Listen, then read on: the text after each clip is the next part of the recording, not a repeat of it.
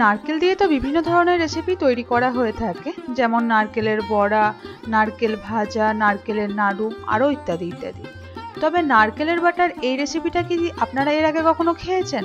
যদি না খেয়ে থাকেন, একবার অবশ্যই বাড়িতে বানানোর রিকোয়েস্ট থাকলো। আজকে আমি আপনাদেরকে খুব সহজে বানিয়ে দেখাচ্ছি নারকেল বাটার এই রেসিপিটা। দেখে নিন পুরো ভিডিওটা। নমস্কার সকলকে, আমি অর্চিতা, অর্চিমিত রেসিপি মার চ্যানেলে আপনাদের সকলকে স্বাগত জানাই। নারকেল বাটা হলো এক ঐতিহ্যবাহী বাঙালি রান্নাঘরের রেসিপি, যেটা আপনি কোনো রেস্টুরেন্টে গেলে পাবেন না। এটা বেসিক্যালি ফ্রেশ নারকেল, পেঁয়াজ ও লঙ্কা দিয়ে বানানো হয়ে থাকে। এতে আরও একটু সুন্দর টেস্ট আনতে একটু পোস্তও দেওয়া হয়ে থাকে। এটা আমার ঠাকুমার এক স্পেশাল রেসিপি, যা আমার মায়ের কাছ থেকে আমি শিখেছি। এটা বানানো যেমন খুব সোজা, গরম ভাতের সাথে খেতে কিন্তু ঠিক তেমনই খুব সুস্বাদু লাগে। আর এটা বানাতে কিন্তু খুবই কম উপকরণ লাগে। এই নারকেল বাটা আমাদের এদিকে যেমন প্রচলিত, এরকম বাংলাদেশের অনেকেই বানিয়ে থাকেন এবং ওখানে এটা নারকেলের ভর্তা বলে পরিচিত। তবে এটা এখন প্রায় হারিয়ে যাওয়া এক রেসিপি। আমি বিভিন্ন ধরনের বাটা রেসিপি খেয়েছি, যেমন কাঁচকলার খোসা, ধনেপাতা, পোস্ত, চিংড়ি, পটল পোড়া, আরও বিভিন্ন রকম। তবে নারকেল বাটার এই সাধারণ রেসিপিটা কিন্তু আজও আমার খুব প্রিয়। যেমনটা আগে বললাম, নারকেল বাটার এই রেসিপিটা বানাতে কিন্তু খুব একটা জিনিসপত্র লাগে না। ফ্রেশ কোরানো নারকেল, তাতে পেঁয়াজ, লঙ্কা এবং স্বাদ অনুযায়ী নুন, এবং এতে টেস্ট আনার জন্য অল্প একটু পরিমাণে পোস্ত আমরা ব্যবহার করে থাকি। আর এই নারকেল বাটাতে অনেকে কাঁচা সর্ষের তেল দিয়ে থাকেন। তবে যেহেতু কাঁচা সর্ষের তেলের একটা ঝাঁঝ বা গন্ধ রয়েছে, যেটাতে নারকেলের এই ফ্লেভারটা চলে যায়, তার জন্য আমরা নারকেল বাটাতে কিন্তু কাঁচা সর্ষের তেল ব্যবহার করি না। তবে অনেকেই কিন্তু ব্যবহার করে থাকেন। এটা কিন্তু গরম ভাতের সাথে খেতে খুব সুন্দর লাগে। আমার মায়ের বানানো যে কোনো রেসিপির মধ্যে সবথেকে বেস্ট রেসিপি হলো এই নারকেল বাটার রেসিপিটা।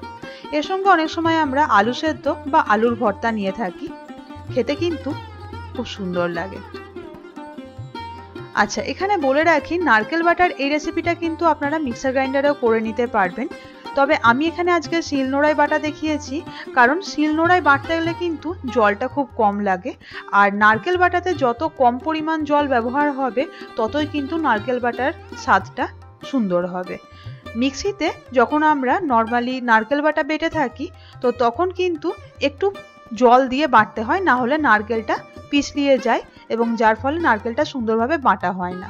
তাই আমি এখানে আজকে শিলনোড়া ব্যবহার করেছি। আমি মিক্সারের মধ্যেও বেটে দেখেছি এবং শিলনোড়াতেও বেটে দেখেছি।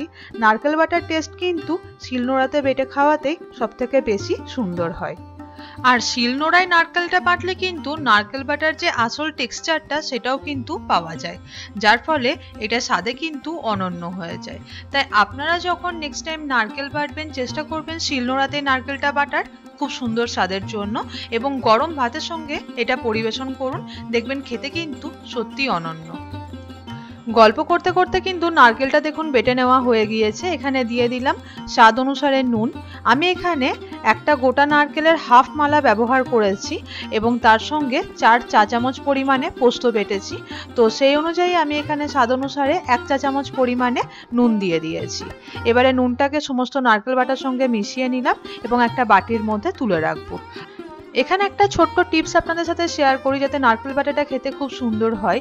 নারকেল বা যখনই বাটবেন আপনারা, তখন কিন্তু জল একদমই বেশি ব্যবহার করবেন না। চেষ্টা করবেন জল খুব কম পরিমাণে দিয়ে বাটার, কারণ নারকেলের মধ্যে যে প্রাকৃতিক দুধটা রয়েছে, সেইটা দিয়ে কিন্তু নারকেলটা খুব সুন্দরভাবে বাটা হবে। আর নারকেল বাটা কিন্তু খুব মিহি হবে না, আধকুচরো, অর্থাৎ না খুব মিহি না খুব শক্ত হবে। তৈরি হয়ে গিয়েছে আমাদের আজকের স্পেশাল রেসিপি নারকেল বাটা। গরম গরম ভাতের সঙ্গে পরিবেশন করুন নারকেল বাটা, আর সাথে যদি আলু ভর্তা বা আলু সেদ্ধ থাকে, তাহলে তো কথাই নেই। ভালো থাকবেন, সুস্থ থাকবেন।